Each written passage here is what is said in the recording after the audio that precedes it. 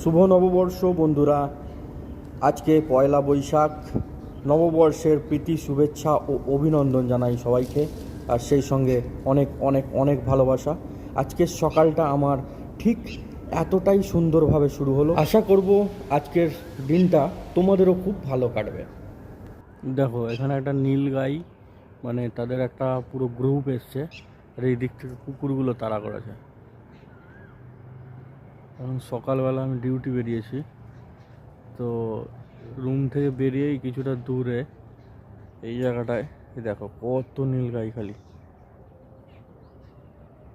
পুরো হরিণের মতো দেখতে। প্রথমবার দেখলে তো মনে হবে দূর থেকে যেন মনে হচ্ছে হরিণ, কিন্তু না, অ্যাকচুয়ালি এগুলো হরিণ না, এগুলো হচ্ছে নীলগাই। দেখো কত নীলগাই, খালি 1 2 3 4 5 6 7 8টা নীলগাই একসঙ্গে এসছে। আর তাদের দেখেই যে 4টে কুকুর 5টা তাড়া করতে এসছে। একটা গৃহযুদ্ধ শুরু হবে কুকুরের সঙ্গে নীলগাইয়ের।